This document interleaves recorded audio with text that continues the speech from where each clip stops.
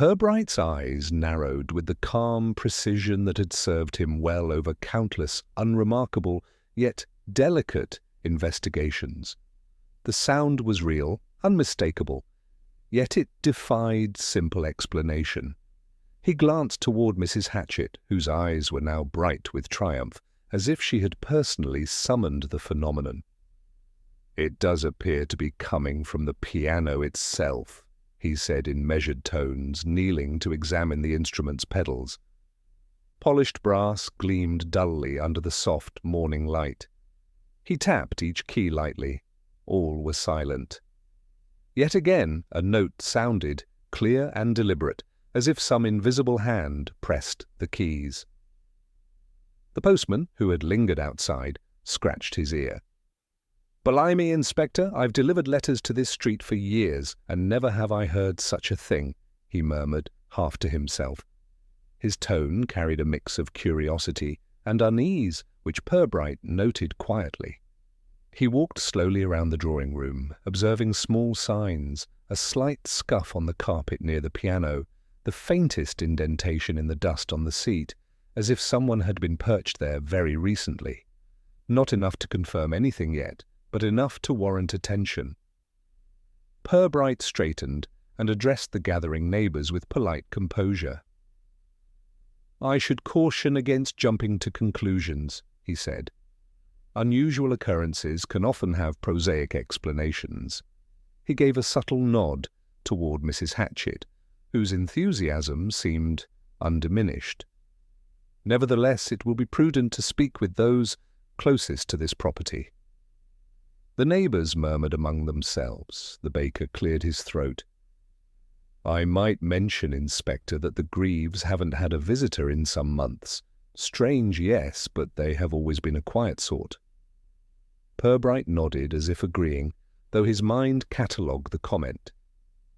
Silence settled for a moment, broken only by another solitary melodic note rising gently from the piano.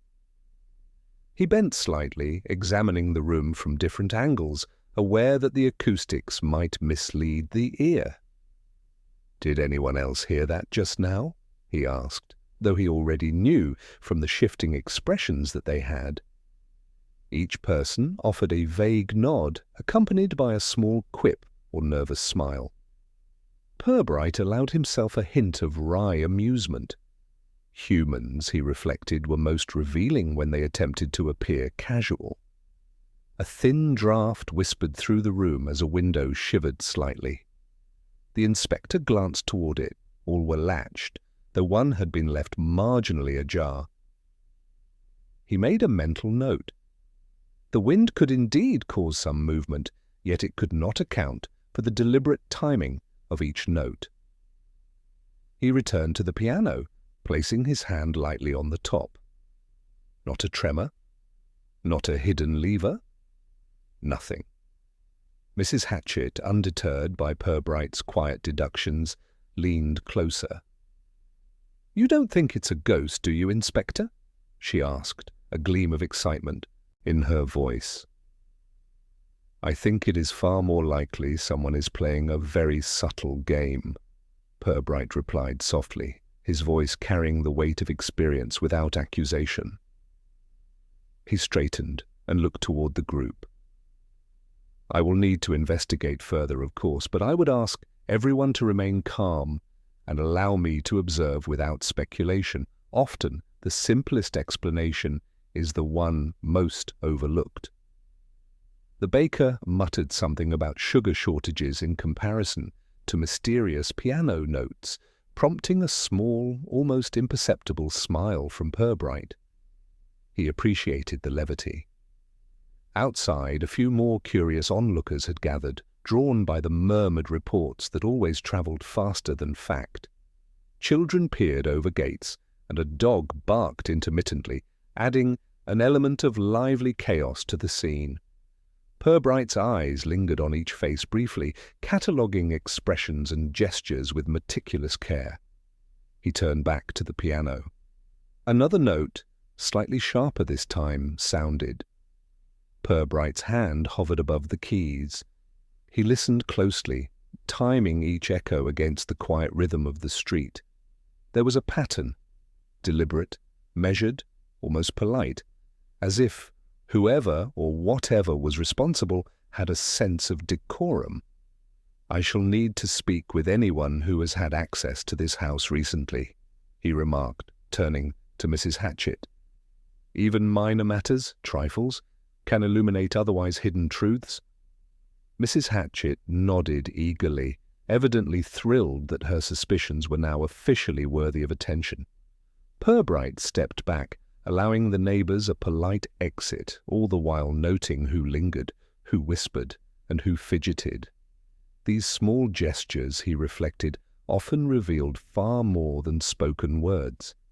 The morning passed with the piano remaining inexplicably active, each note reinforcing the subtle unease threading through the otherwise tranquil street. Pirbright, unhurried, observed, listened, and catalogued, his mind quietly assembling fragments of a puzzle that had yet to reveal its form.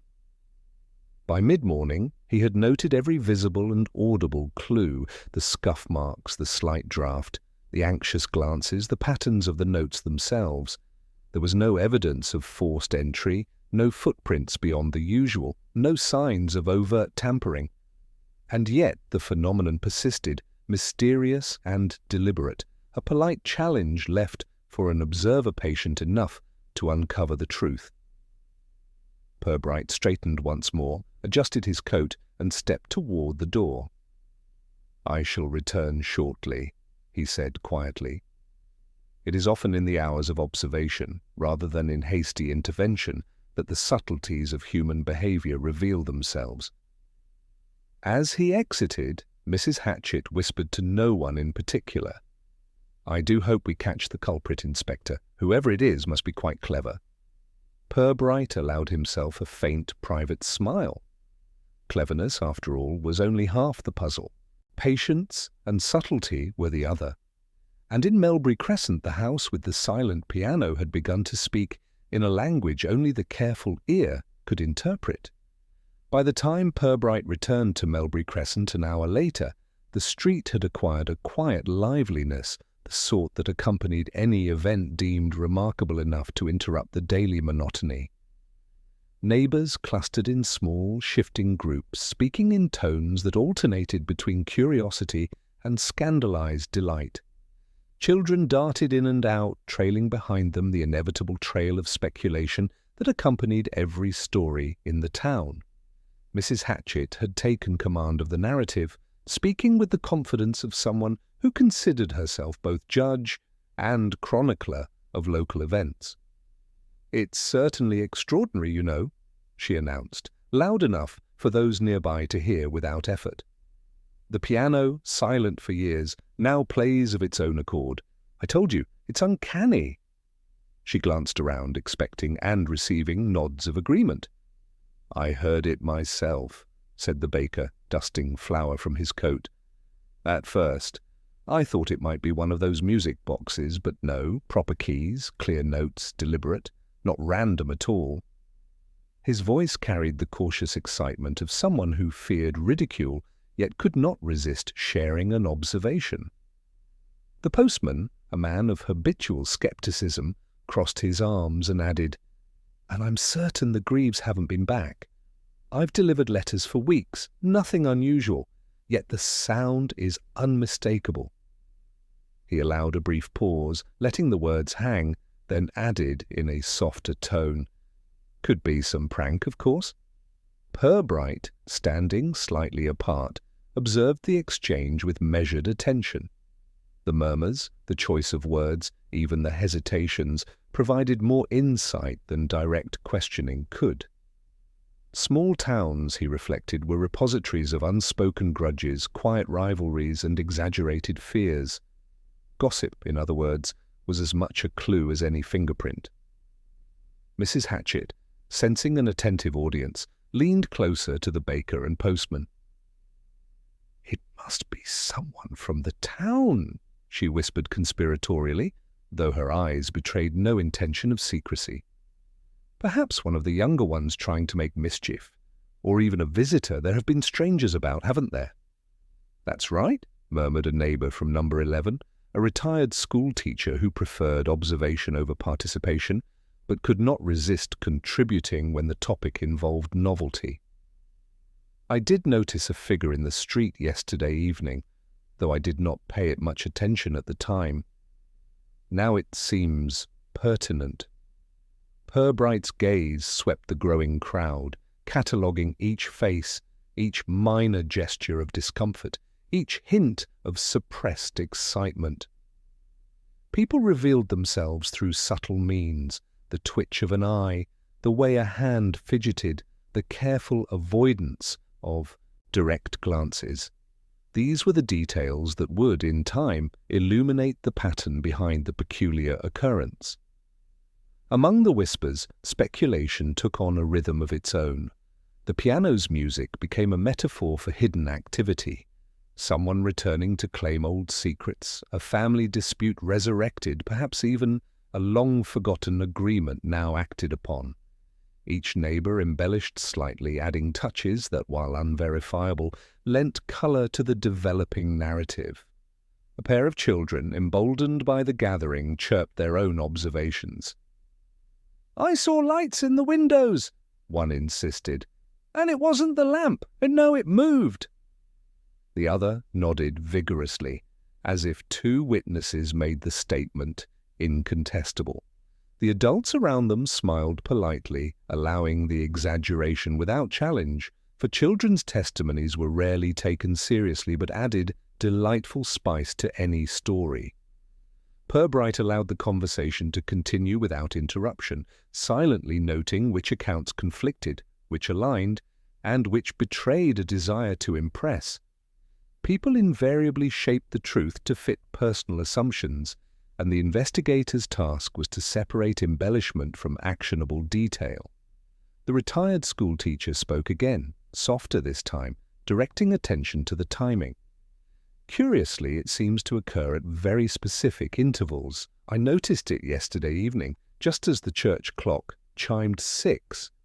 He hesitated, as if unsure whether to give himself away, then continued. "And again this morning, precisely as the sun rose over the ridge." Pirbright raised a subtle eyebrow, registering the observation. Repetition, deliberate or accidental, often held the key to understanding motive and opportunity. He filed the remark carefully, making mental notes for subsequent verification. Meanwhile, the baker murmured to Mrs. Hatchett, "I'd wager someone is using the piano to signal another, perhaps a message. Strange sort of communication, but who knows what cleverness lurks behind closed doors?" Mrs. Hatchett nodded emphatically. "Yes, that is exactly what I thought. Clever, yes, but devious. Our quiet street deserves explanation." Her eyes flicked toward the windows of number 9, as though willing the unseen pianist to reveal themselves. Pirbright observed all this with a mixture of patience and quiet amusement. The stories were building in the minds of the townsfolk, each adding an element of drama, yet the facts remained sparse. Still, the pattern of human reaction was itself a puzzle. Who felt fear, who amusement, who superiority? He catalogued these reactions silently, knowing they would later serve as subtle guides. As the morning progressed, new arrivals, curious from adjacent streets, joined the gathering. Each brought their own perspective, layering the narrative further. A distant cousin of the Greaves, a lodger in the neighboring house, even a visiting music teacher, all contributed fragments that suggested movement, sound, or motive, though none provided concrete evidence. By mid-morning, the chorus of speculation had reached its peak. The piano continued its enigmatic, occasional performance, yet no one stepped forward to claim responsibility. Pirbright, noticing a slight shiver of anticipation in several listeners, concluded that the time for observation had begun in earnest. He withdrew slightly from the crowd, hands folded behind his back, eyes quietly following those whose gestures betrayed subtle tension. The story was unfolding, not in dramatic revelations, but in the steady accumulation of small, human details. Half-truths, minor contradictions, minor exaggerations, all quietly pointing toward the hidden workings of the Greaves house. And in the midst of polite chatter, shuffling feet, and whispered conjecture, the street itself seemed to hold its breath, waiting for the day's peculiar events to reveal their next clue. For Pirbright, the careful attention to such subtleties was far more revealing than any loud pronouncement. In Melbury Crescent, the invisible threads of human curiosity were already beginning to weave the first patterns of understanding. Pirbright returned to the Greaves house later that morning, this time alone, with the intention of conducting more careful inquiries. The street had quieted somewhat. The initial wave of gossip had dispersed, leaving behind the subtle stirrings of curiosity that never entirely faded in Melbury Crescent. He entered the drawing-room, where the piano remained closed, its polished surface catching the gentle sunlight that filtered through the lace curtains. He began with Mrs. Hatchett, who had insisted on accompanying him inside, despite his polite protests. She hovered near the doorway, eager to provide a running commentary. "I told you, Inspector, it's far too strange, and the lights, oh, the lights. I saw them moving yesterday evening. They must mean something." "Indeed," Pirbright said softly, inclining his head. "And you were certain of the timing?" "Absolutely, I saw them clearly," she insisted. "Around 6 o'clock. Her voice carried the certainty of someone convinced both of her own accuracy and the importance of the detail. Pirbright made a mental note of her insistence. Certainty often suggested either truth or a need to dominate the narrative. Both were relevant. He moved to the next witness, the retired schoolteacher, who had remained in the street long enough to provide his account earlier. "I did notice movement inside the house, Inspector," the man said cautiously, leaning slightly on his cane. "I thought it might be shadows at first, but now I'm not so sure. Perhaps someone returned briefly, a servant, a lodger, or, well, someone with access." He paused, as if struggling with whether to embellish or restrain himself. Pirbright listened, observing the tiny quiver in the man's lips, the subtle avoidance of direct eye contact. "Did anyone else observe this?" he asked quietly, not pressing, merely inviting disclosure. The schoolteacher hesitated, then added, "I suppose Mrs. Hatchett did. She's very perceptive, though sometimes enthusiastic." He gave a slight nod, allowing the understatement to convey more than words could. Pirbright noted the contradiction. Mrs. Hatchett claimed sole observation, yet the schoolteacher suggested corroboration. Small discrepancies like this were rarely accidental. He thanked the man and continued his inquiries, moving next to a lodger from the adjoining house. The lodger, a quiet man named Mr. Tilling, was more careful with words. "I did not see anything myself, Inspector, but I heard music, possibly the piano, though I could not be certain. It is difficult to tell through walls." "And the timing?" Pirbright asked, allowing the gentleness of his question to encourage honesty. "Early morning, I think. Possibly the same yesterday," Mr. Tilling replied with a faint unease. "But I was not paying close attention. I am rarely awake at such hours."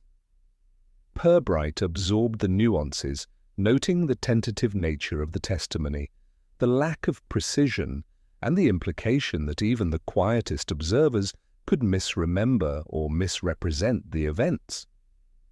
He then turned to the baker, who had wandered back in, drawn by curiosity and the hope of adding to the narrative.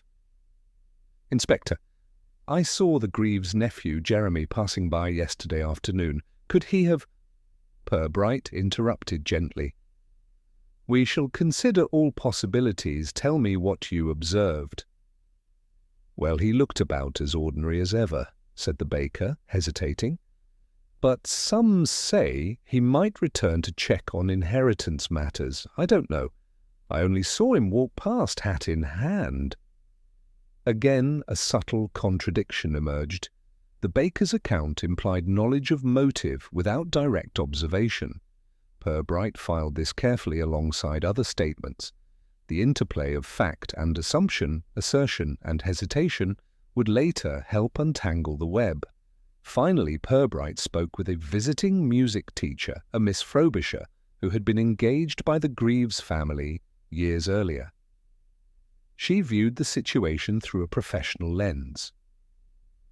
The piano itself is well maintained, though silent for some time. Yet the notes described suggest a performer of some skill. Not random striking of keys, certainly not mechanical. She frowned, then added, almost as an afterthought, "If someone wished to make mischief, it would have to be subtle. The instrument responds with sensitivity." Pirbright listened attentively. The subtle skill implied deliberate orchestration. Perhaps someone with intimate knowledge of the piano's temperament had been involved. He noted the alignment of Miss Frobisher's observations with the accounts from the street, while also recognizing how her professional expertise contrasted with the ordinary assumptions of the neighbors. By mid-morning, he had gathered all initial statements. He stepped back, allowing the quiet hum of the empty house to fill the space. There was no clear answer, no overt clue, yet the contradictions themselves were illuminating. People's words, their precise choice of emphasis, their minor hesitations, all hinted at underlying motives, petty rivalries, and perhaps even deliberate misdirection.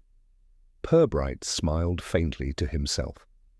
In such a town, truth was often hidden in the space between statements, in the way a neighbor's certainty could contradict another's observation, in the careful shaping of memories to suit personal convenience. Each person, unwittingly or not, had contributed a fragment of the puzzle. The work of piecing them together, he reflected, would require patience, subtlety, and the kind of observation that went unnoticed by anyone too eager to reach conclusions. As he left the Greaves house to consider his next steps, the piano remained silent for the moment, as though aware of its audience and waiting for the proper moment to speak again. Pirbright's mind, calm and deliberate, catalogued every discrepancy, every slight misstatement, every hint of embellishment. The stage was set, the players were in place. And in Melbury Crescent, the quiet detective prepared to watch, to listen, and to uncover what others overlooked. By mid-afternoon, the whispers in Melbury Crescent had begun to converge on a single, convenient theory. Jeremy Greaves, the estranged nephew of the absent householders, had returned. That much, the townsfolk agreed, could explain the sudden musical activity. Pirbright listened politely as Mrs. Hatchett recounted seeing a young man, hat in hand, walking briskly past the house on the previous day. "He has every reason to return, you know," she added, leaning close. "Inheritance, perhaps, or curiosity. It would be natural, would it not?" The postman, who often preferred fact to speculation but had not yet resisted the prevailing narrative, nodded in agreement. "I've delivered letters addressed to him before," he said carefully, "and one might expect that a young man with the family name could wish to inspect the house, especially the piano, which is a fine instrument, they say." Pirbright allowed a measured pause, letting the statements hang in the air. It was not that he dismissed the possibility, rather he noted the convenience of the assumption. Human beings preferred neat solutions, and the town's eagerness to identify a single culprit was predictable. Still, neatness seldom equaled truth. He set out to make a discreet inquiry. The bakery provided the first lead. "Yes," the baker confirmed. "I saw him in the lane yesterday, walking quickly, looking about, hat low, hands in pockets, but he didn't enter the house, Inspector, I'm certain." "Did anyone speak with him?" Pirbright asked. "No," said the baker. He kept to himself, but the timing is curious, isn't it? Right around the same period the piano first sounded? Pirbright nodded. Timing, indeed, was often deceptive when interpreted through the lens of human expectation. He then walked to number 11, where the schoolteacher had watched the street. The man recalled seeing a figure, tall, angular, moving with purposeful steps, almost gliding between the shadows of the late morning sun. "I assumed it was Jeremy," he admitted, "though I cannot be certain. Still, it fits." As Pirbright walked the quiet street, he catalogued these observations with care. All the testimony pointed toward the nephew, yet each account carried subtle ambiguity. The baker had not seen the man enter the house. The schoolteacher had inferred identity based on appearance alone. Mrs. Hatchett's certainty relied more on imagination than verified fact. Even the postman admitted that letters had been delivered in recent weeks, but none to suggest a sudden return, no footprints, no signs of forced entry, no indication that the house had been accessed. The puzzle, as always, lay in what was missing as much as what was present. By mid-afternoon, Pirbright arranged a brief, polite meeting with the nephew himself, who had returned to town in the usual manner, appearing at the local tea shop. Jeremy Greaves was composed, almost carefully so, with a practiced politeness that suggested awareness of town gossip. "I understand there has been some speculation regarding your presence in Melbury Crescent," Pirbright said quietly, inclining his head. Jeremy smiled faintly. "I'm aware. I did walk past my uncle's house yesterday, as a matter of habit. It has been some time since I last visited, and I was curious. I assure you, Inspector, I did not enter the house, nor play the piano." Pirbright observed the nephew carefully. There was neither arrogance nor defensiveness, only the calm politeness of a man accustomed to small-town scrutiny. Yet he noticed a slight flicker of hesitation in Jeremy's eyes, a subtle twitch of the left hand resting on the table. "Curious?" Pirbright murmured, more to himself than aloud. "And yet the piano has sounded repeatedly." "Indeed," Jeremy said, "which is why I find myself perplexed. Perhaps someone else has found access, or perhaps the instrument has been misused in my absence. I cannot imagine anyone here wishing me ill or wishing to play a prank." Pirbright allowed the remark to settle. He noted how the nephew's statements, while plausible, carried that faint tension between sincerity and the need to be seen as harmless. The town naturally had seized upon Jeremy as the obvious explanation, finding neat alignment between motive, opportunity, and convenience. Yet Pirbright was not satisfied. He catalogued the known facts: no confirmed entry, no witness of him inside the house, no unusual behavior beyond the brief walk past the property. The observations were circumstantial, amplified by eager imagination. The nephew, while an appealing suspect for those who preferred tidy narratives, offered little in terms of concrete evidence. As evening approached, Pirbright walked slowly along the crescent, reflecting on the first obvious suspect. Human nature, he thought, often leaned toward easy conclusions. In this case, a young man with a family claim and a visible presence was convenient. But convenience was no substitute for truth. The piano remained silent for the moment, and Jeremy departed, leaving behind the polite clamour of the town and the quiet curiosity of those who lingered. Pirbright knew that the nephew's apparent innocence, or guilt, was less important than the subtle contradictions between observation and assumption. The real mystery, he suspected, lay elsewhere, waiting to reveal itself in small, quiet details that only a patient eye could discern. The following morning, Pirbright returned to the Greaves house, his mind occupied less by the nephew's convenient presence and more by the pattern of human behavior that lingered in the wake of the piano's mysterious performances. The street was quieter than usual, the early sun casting long shadows over the neatly swept pavements. As he approached the front gate, a small scrap of paper caught his eye, fluttering lightly against the hedge. He bent and retrieved it. A single page of sheet music, partially crumpled and smudged, with notes meticulously penned in the margin.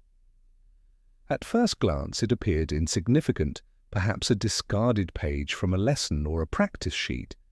Yet Pirbright's practiced eyes detected a curious annotation, faint but deliberate, a small symbol, a flourish that did not belong to the composer's original notation. He examined the page carefully, noting that it was neither torn from the piano itself, nor, obviously, mishandled. The page had been dropped or displaced recently, yet not clumsily. It suggested attention and subtle placement, a detail trivial to the casual observer, but strangely precise in its execution. Mrs. Hatchett, appearing without announcement, hovered at his shoulder. "Inspector, did you find something?" she asked, peering over his hand. "A scrap of sheet music," Pirbright replied, straightening. "Curious, yes, but not yet instructive. However, the annotations are unfamiliar. They suggest someone acquainted with the piano's repertoire, yet adding personal modification. It may indicate the performer, or at least someone who intended to be precise in imitation." Mrs. Hatchett gasped softly, delighted by the apparent discovery. "So the piano is being played after all. It is not a ghost, then, not supernatural. How exciting!" Pirbright smiled faintly, his thoughts inward. Small details often revealed more than the grandiose claims of witnesses. The page, he noted, implied human presence and intent, and the particular flourish suggested familiarity with the family's musical habits. Perhaps the performer had once practiced here, or had studied under Miss Frobisher's instruction years ago. He returned inside the house, placing the scrap gently on the piano. The instrument's polished surface reflected the morning sun, and for a moment the room seemed to hold its breath, waiting for recognition or action. Pirbright considered the implications. The page was an indicator not merely of presence but of a peculiar attention to aesthetics. Whoever had moved the keys had done so with care, deliberately, almost politely. Turning to inspect the rest of the room, he noted the absence of other disturbed items. Furniture remained in order, no signs of hurried entry or careless exploration. It was as if the music itself had been placed carefully within the bounds of the house, performed, and then left without trace. The faint dust patterns corroborated this subtle, deliberate visitation. He reflected on the neighbours' statements. None had claimed to see anyone enter the house, yet the music persisted. Perhaps it was not Jeremy Greaves, nor any overtly obvious visitor. The missing sheet music suggested an unseen hand, attentive and familiar. Pirbright filed the detail mentally alongside the previous contradictions: Mrs. Hatchett's insistence, the schoolteacher's uncertain observations, the lodger's timid acknowledgments. Each piece now carried a slightly different resonance in light of this discovery. He stepped outside again, observing the quiet street. The scrap had originated somewhere nearby, most likely the Greaves house, yet its placement in the hedge suggested either accident or intention. Pirbright considered both possibilities. An accidental drop could signal carelessness, but the neatness of the crease suggested otherwise. Someone had handled it deliberately, perhaps to signal, mislead, or test observation. Returning to the piano, he tapped lightly on the closed keys. Silent. Yet in his mind he began to hear the subtle patterns of sound reported by the neighbours. The combination of timing, human reaction, and the missing sheet suggested a deliberately orchestrated performance. Someone in Melbury Crescent had exercised care, both in execution and concealment. Mrs. Hatchett, unable to resist curiosity, peered again. "Inspector, do you think the musician will return today?" "It is difficult to say," Pirbright replied, his voice calm. But the page we discovered tells us something. Someone with knowledge, with a sense of decorum, and perhaps even a small desire to be observed, is involved. That is a beginning, if a quiet one. He lingered for a few moments, considering the implications. The missing sheet music was trivial yet odd. It offered a hint, not a revelation. Small-town mysteries, he reflected, often hinged on such subtleties: displaced pages, misremembered times, the barely perceptible twitch of a hand. They were the language of human intention, understated yet eloquent to the careful observer. By late morning, he collected the IA page for safekeeping, placing it in his notebook for future comparison with other findings. The day was still young, the street returned to its usual calm, but the triviality of the sheet music had shifted his focus. The obvious suspect, Jeremy Greaves, remained convenient for the town's imagination, yet the page suggested a complexity that demanded careful attention. Pirbright stepped outside, letting the sun warm his shoulders. The mystery, small and peculiar as it might appear to others, had deepened. In Melbury Crescent, subtle clues often spoke louder than loud declarations, and he intended to listen carefully to every one of them. The music had begun in silence, and now it whispered a secret that only patience and observation could reveal. By mid-morning, Pirbright had decided that a broader perspective was necessary. The obvious suspect, Jeremy Greaves, remained convenient, but insufficient to explain the peculiarities of the piano's performance. As he walked along Melbury Crescent, he took note of the other residents, many of whom had remained quietly observant until now, reluctant to participate in the earlier gossip, but nonetheless aware of the anomaly. He began with Mrs. Langford, a retired music teacher who lived 2 doors down. She had occasionally tutored young town residents and maintained a quiet vigilance over the street. "Inspector," she said, "I did hear the piano yesterday evening, though I would not have thought it possible without someone skilled. The timing is precise, deliberate." Her eyes, however, betrayed unease. "It could be anyone who has access to the house, or knowledge of the piano's peculiarities." Pirbright listened, noting the cautious phrasing. She neither accused nor defended, but her hesitation and careful words suggested someone close to her own circle might have had opportunity. He made a mental note of her statement, the first hint that the circle of potential culprits was widening beyond the nephew. Next, he spoke with Mr. Tilling, the quiet lodger, in the adjoining house. "I have seen little," he admitted, "but I am aware of the Greaves maid, Miss Cartwright, who sometimes visits to collect items for storage. She has a penchant for tidiness and knows the house well." Pirbright recorded the details silently. Knowledge of the interior and access at irregular intervals could explain some of the piano's mysterious activity. A brief conversation with the retired schoolteacher provided yet another angle. "There is also Mrs. Denholm," he offered, "the widow across the street. She tends to keep an eye on things, though one might not think it. I have noticed her lingering near number 9 at odd hours." Pirbright observed the careful manner of disclosure. The witness did not accuse but suggested interest, which might indicate familiarity or motive. By late morning, Pirbright had a sense of a web forming. Each resident added a fragment: skills, opportunity, curiosity, or subtle grievances. The mystery was no longer limited to the nephew. Small-town rivalries, forgotten slights, and private curiosity converged around number 9, each individual potentially capable of orchestrating the subtle manipulations that had produced the piano's delicate performances. He considered Miss Frobisher, the former music teacher employed by the Greaves family.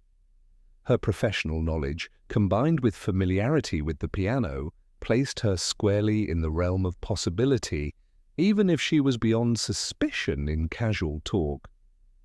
Pirbright noted that access and skill, coupled with an appreciation for subtlety, created a range of potential participants wider than the town had yet acknowledged. The postman's account, previously used to implicate Jeremy, now seemed less decisive. His observations could have applied to any figure moving along the street at the relevant times. Similarly, the baker's mention of seeing a figure had been generalized, a vague recollection amplified by the assumptions of Mrs. Hatchett and others. Pirbright reflected that human curiosity often overlaps with imagination. As he catalogued the potential suspects, he recognized the interplay of skills, opportunity, and motive in unexpected quarters. A lodger with minor grievances, a widow prone to observation, a former music teacher with lingering attachment to the instrument. All were plausible participants, each with subtle potential to influence events without attracting attention. Even the children contributed, though indirectly.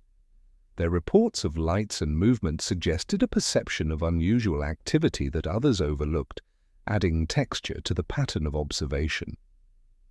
Pirbright appreciated the clarity that came from multiple perspectives, even if the statements were colored by youthful exaggeration.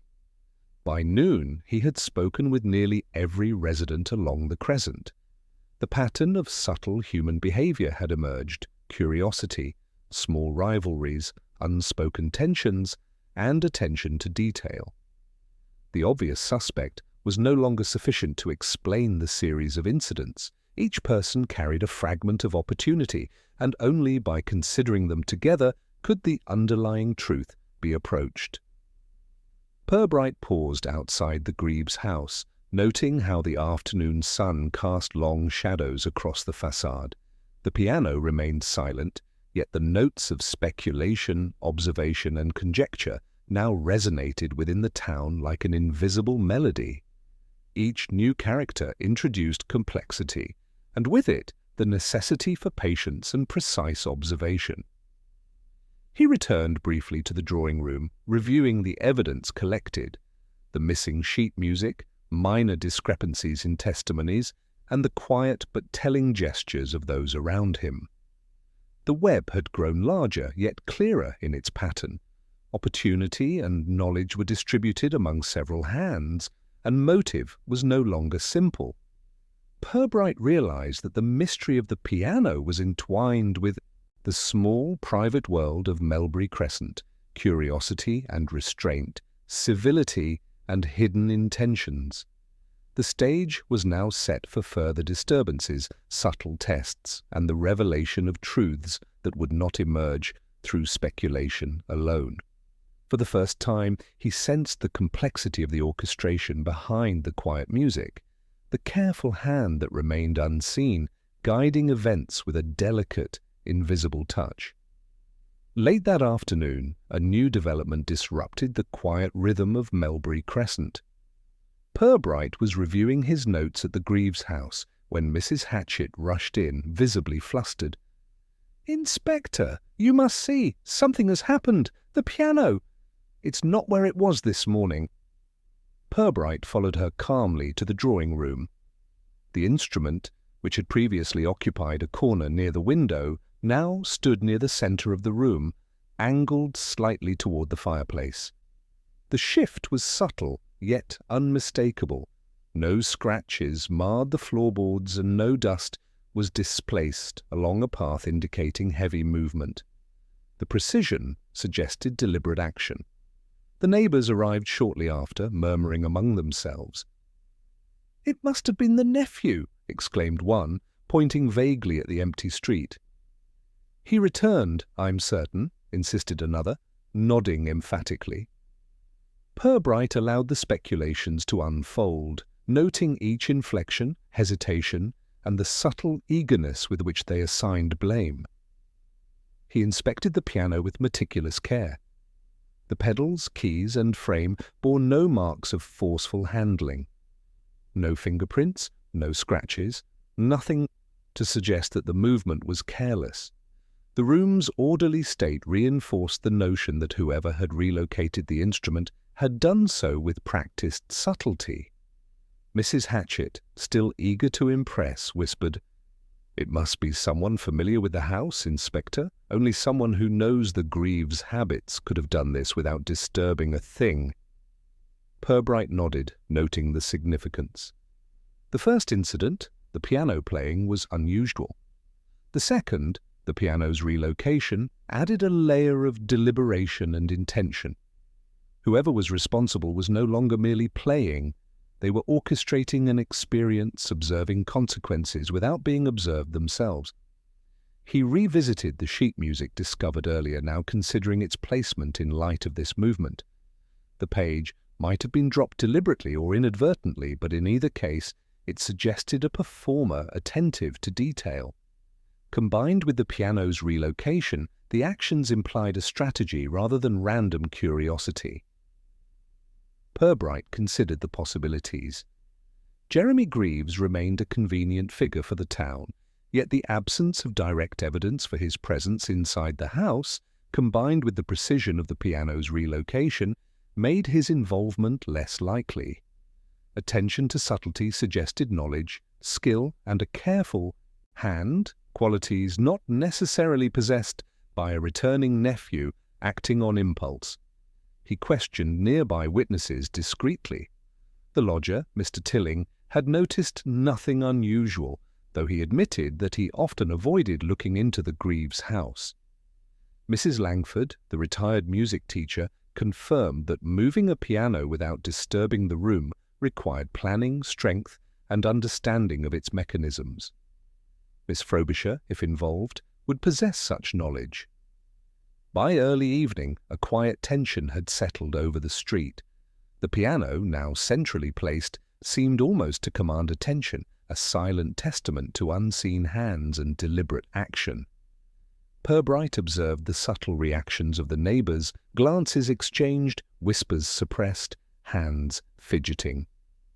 Small gestures, he noted, revealed unease and curiosity more reliably than spoken accusations. He walked slowly around the instrument, inspecting floorboards, carpets, and furniture. Everything was intact. Nothing was displaced beyond the obvious movement of the piano itself. This suggested care and foresight, not the impulsive act of a casual intruder. The pattern, he recognized, mirrored the precision of the musical notes themselves, deliberate, measured, and intentional.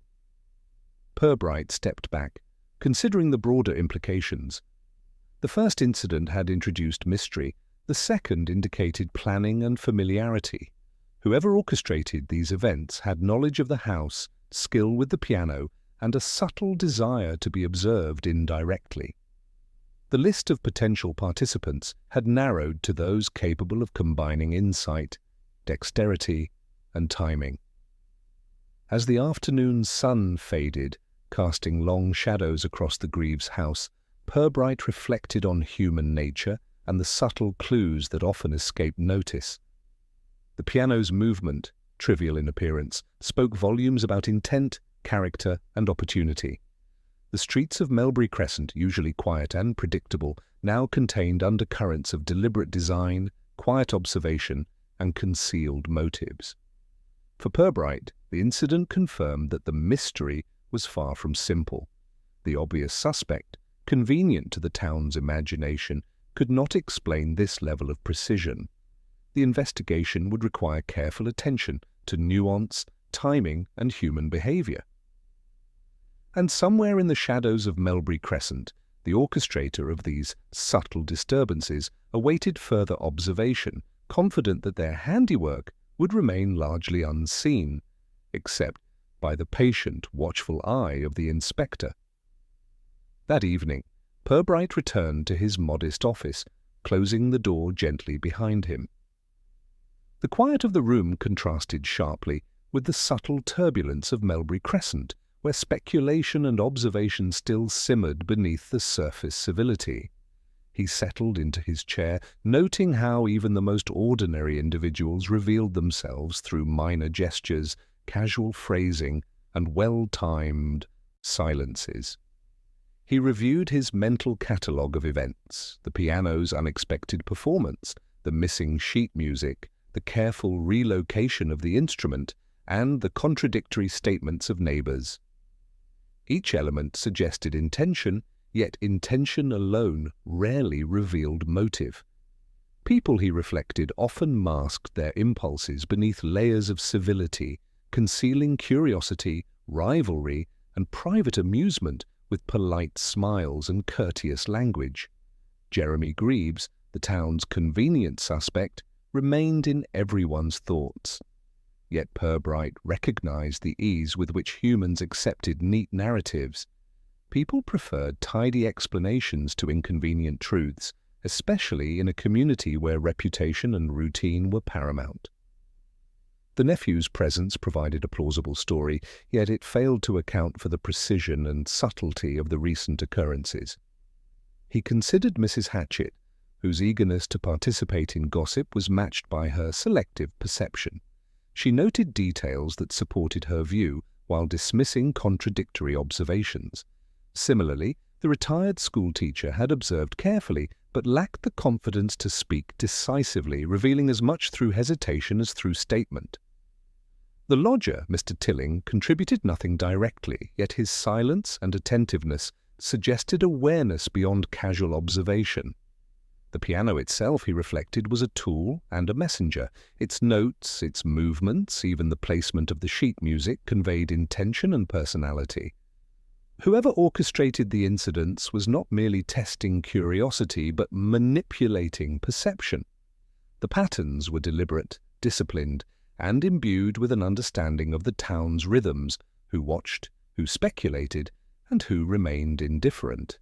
Human behavior, Pirbright mused, was often the most reliable instrument of investigation. People could be persuaded to reveal themselves through the smallest of tests, a carefully posed question, a casual observation, a polite remark. Their responses, verbal or physical, often betrayed inconsistencies and concealed motives far more effectively than direct accusation. He allowed his mind to wander through the streets of Melbury Crescent, imagining each character within their domestic sphere. The widow across the street, the former music teacher, the neighbours quietly tending their gardens, all possessed subtle grievances or private curiosities that might intersect with the Greaves household. It was in these intersections, in the careful alignment of opportunity, skill, and motive, that truth resided. Even the children's exaggerated accounts of lights and movement had significance. While playful, their statements highlighted the pattern of observation in the community, what drew attention, what was disregarded, and how minor events were magnified through communal interpretation. Each fragment contributed to a mosaic of human perception, rich in subtle clues if one knew how to read it. Pirbright considered his own role. Patience, observation, and deliberate restraint were essential. Intervening too early might obscure the subtleties, forcing events into resolution before their hidden structure became apparent. He needed to watch, to listen, and to interpret, allowing the patterns of human behavior to reveal themselves in due course. As night fell and the streetlights cast gentle pools of light upon the pavements, he reviewed the day's findings in quiet satisfaction. The piano's notes, the sheet music, the careful movement of the instrument, and the human reactions formed a network of subtle signals, each awaiting careful interpretation. The mystery was complex, layered, and decidedly human.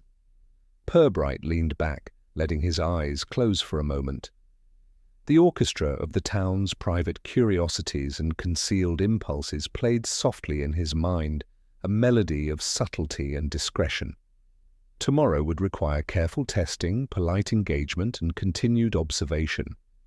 For now, he allowed himself the quiet reflection that understanding human nature demanded, an appreciation for the façades people maintained, and the truths that inevitably peeked through. The following morning, Pirbright returned to Melbury Crescent with a precise plan in mind. He intended to observe reactions rather than demand confessions, to test subtly the intentions and nerves of those he had identified as potential participants. Timing and presentation were key, The piano itself would remain the silent accomplice in his experiment. He arranged a polite invitation to tea for several residents, including Mrs. Hatchett, the retired schoolteacher, and Mr. Tilling, the lodger.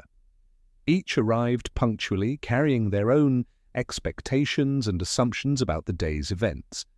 The room was arranged to facilitate observation, chairs positioned to allow unobtrusive views of the piano, tea service prepared with deliberate attention to ceremony and calm. "I thought it would be pleasant to gather for tea," Pirbright began, his tone measured and gentle, "and perhaps discuss recent events, though informally. There is much speculation, and I am curious to hear your perspectives." He spoke with civility, yet his words carried a subtle challenge. An invitation for each guest to reveal unconsciously what they knew or suspected. The conversation began lightly, touching on minor matters of gardening, postal schedules, and the weather. Gradually, Pirbright introduced references to the Greaves household and the piano, phrased casually, almost incidentally. "It is remarkable," he said, "how a single instrument can capture attention. Even the smallest variations in sound or placement seem to stir considerable interest. One might think it holds secrets." Mrs. Hatchett responded immediately, eager to display knowledge. "Indeed, Inspector, I told you, it must be someone skilled, someone familiar with the house." Her hands trembled slightly, betraying enthusiasm under the guise of certainty. Pirbright smiled faintly, noting the subtle tension. He continued, directing a comment toward Mr. Tilling. "And yet one wonders how an instrument might move without notice. It is curious, is it not? Doors were locked, the house quiet, yet reports indicate otherwise." The lodger shifted in his seat, a small hesitation in his response. I suppose it could have been an accident, or perhaps someone with access moved it deliberately. I cannot say for certain." His careful wording, coupled with averted gaze, suggested awareness more nuanced than casual ignorance. The retired schoolteacher chimed in, offering reflection without accusation. "Precision, care, and knowledge of the instrument are necessary. Not everyone could manage it unnoticed." Pirbright observed the slight nod and the way the man's eyes flicked briefly toward the piano, betraying curiosity tempered with restraint. Pirbright allowed the room to settle before making a subtle provocation. He casually mentioned the missing sheet music, placing it on a side table so that each guest could see it. "Curious, is it not?" he said softly. "A page out of place, yet seemingly deliberate. Perhaps a message, perhaps mischief. One can never be certain." The reactions were telling. Mrs. Hatchett leaned forward, eyes wide, a faint flush colouring her cheeks. The lodger shifted again, fingers tightening slightly around his teacup. The schoolteacher maintained composure, though a subtle narrowing of the eyes indicated private reflection. Small gestures, slight changes in posture, and unconscious movements spoke volumes. Pirbright continued gently observing without pressing. The piano and the music, in combination, suggest intent. Whoever is involved seems attentive to detail, careful to leave little trace, yet wishes to be noted indirectly. It is a delicate balance. Each guest absorbed the remark differently. The nuances of their reactions, hesitation, attention, avoidance, provided the clues Pirbright sought. One, he realized, could not entirely hide discomfort, a brief lapse of civility revealing awareness, perhaps even participation. He allowed the tea gathering to continue, maintaining civility, gentle humor, and light observation. Conversation flowed around him like a soft current, carrying hints of private knowledge and suppressed admission. The subtle provocation had achieved its purpose. The guilty, or the closest to the orchestrator, had revealed themselves through gesture, glance, and carefully contained tension. By mid-afternoon, Pirbright had catalogued every motion, pause, and utterance. The room, serene on the surface, had produced a language of unspoken acknowledgement and discreet confession. He noted the alignment of subtle discomfort with opportunity, knowledge, and past access. The orchestration of the piano's movements and performances, he realized, had been witnessed indirectly by the careful observer himself, and the delicate test had begun to illuminate the hidden agent. As the gathering dispersed, Pirbright remained seated a moment longer, reflecting on the human tendency to reveal truth when prompted gently. Observation, discretion, and carefully posed remarks were often more revealing than direct interrogation. The piano, the sheet music, the gestures of the residents, all had combined to draw a pattern, and the next steps would allow him to confirm the invisible threads that linked intention, skill, and motive. The following afternoon, Pirbright invited the key residents of Melbury Crescent to the drawing-room of the Greaves house under the pretence of a casual discussion about the morning's observations. Mrs. Hatchett arrived with her habitual flourish, the retired schoolteacher followed with careful deliberation, and Mr. Tilling, the lodger, entered with the quiet caution that had marked his every move since the events began. The piano, central to the room now, remained silent, its polished frame reflecting the soft light from the curtained windows. Pirbright began without ceremony, yet with a measured calm that commanded attention. "You have all been most observant over the past days," he said quietly. "And through that observation, certain truths have emerged, subtle, yet unmistakable." His eyes swept over the group, noting posture, facial expression, and the almost imperceptible tension each bore. He motioned gently toward the piano.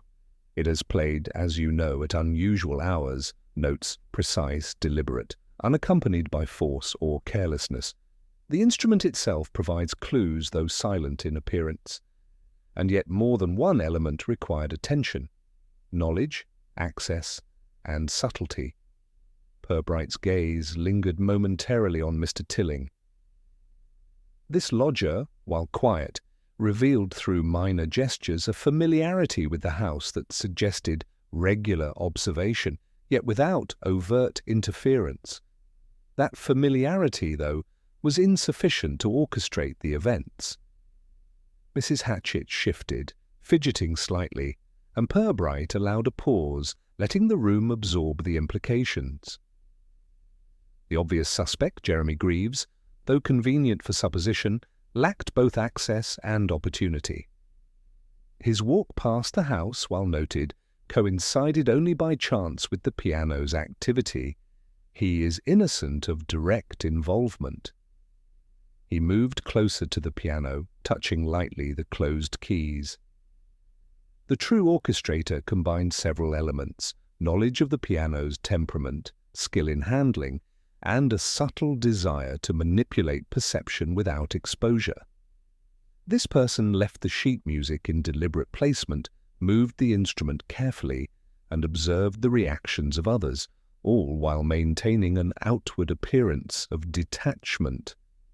All eyes were fixed on him. Mrs. Hatchett leaned forward, curiosity and anticipation shining through. The schoolteacher remained composed, though his fingers drummed lightly against the arm of his chair. Mr. Tilling's gaze flickered briefly toward the piano, revealing a tension he could not entirely disguise. Pirbright continued, his tone precise yet understated. "Attention to these details points clearly to a single individual, one who had both access and knowledge, who understood the subtleties of the instrument and the sensitivities of the town. That person, you will recall, was mentioned during our previous conversations, though never directly implicated. Miss Frobisher, the former music teacher, possessed the skill, the understanding, and the opportunity. She orchestrated the events with deliberate care, aiming not to alarm, but to test observation and curiosity." A slight gasp arose from Mrs. Hatchett, while the schoolteacher's eyes widened imperceptibly. Mr. Tilling, seated rigidly, swallowed and nodded faintly. Pirbright allowed the moment to settle, giving space for comprehension. "Why?" Mrs. Hatchett finally asked, her voice betraying awe. "Why all this subtlety? Why move the piano, play the music?" Pirbright replied softly, his tone even, explanatory. Curiosity, observation, and perhaps a desire to remind the town of the attention paid to the seemingly ordinary. Miss Frobisher wished to engage the community, to see who observed, who assumed, and who remained passive.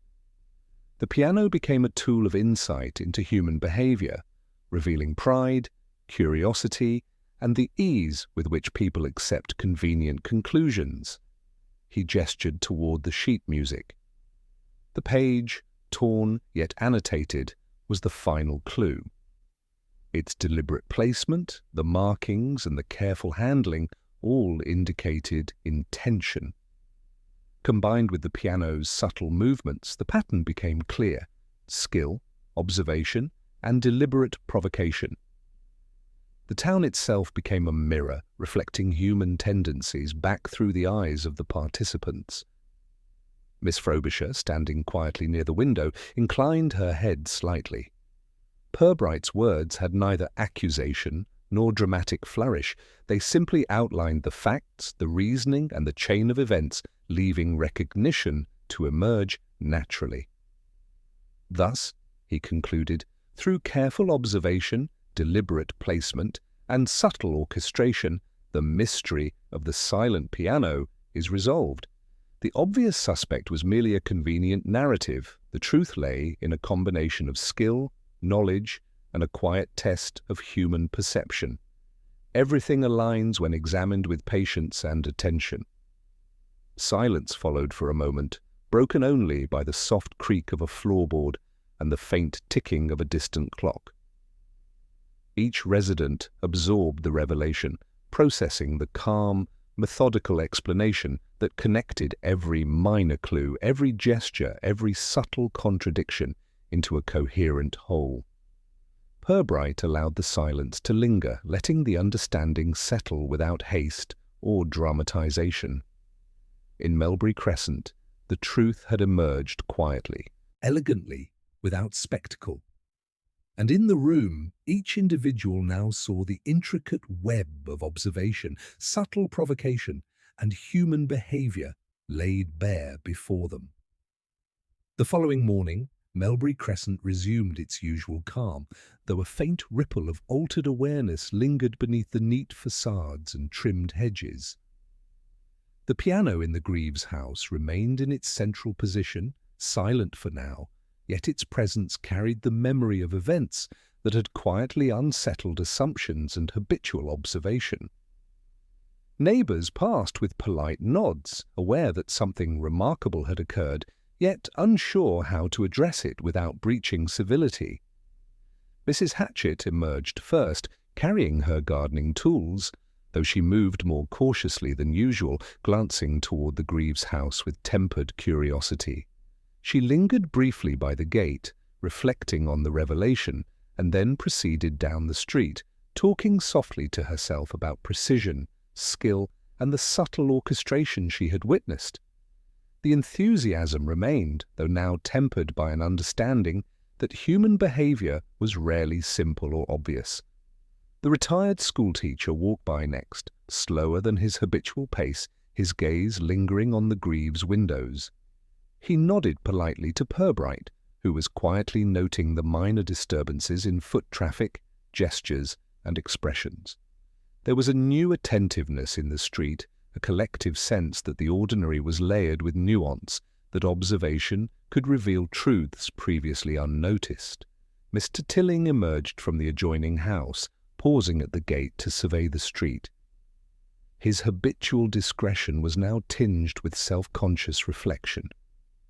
He adjusted his hat slightly, aware that the careful orchestration of the piano had illuminated patterns of attention he had previously assumed were irrelevant.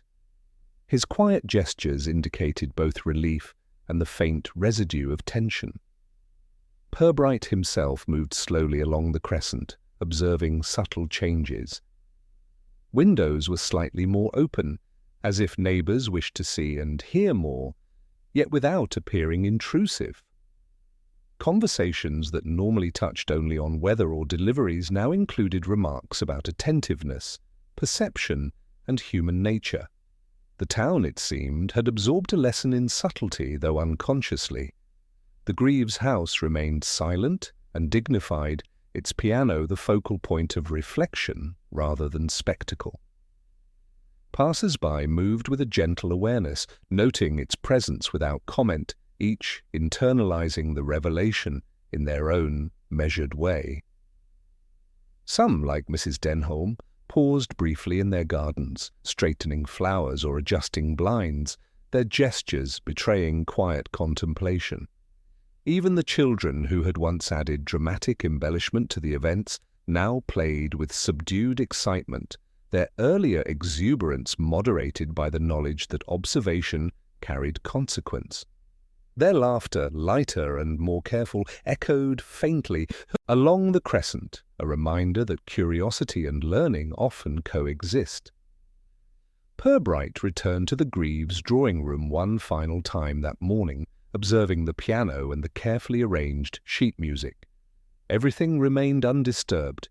The house exuded quiet authority, yet carried the memory of the subtle manipulations and the lessons learned by those who had watched, speculated, or participated. It was a testament to patience, skill, and human nature, quietly preserved in polished wood and measured silence.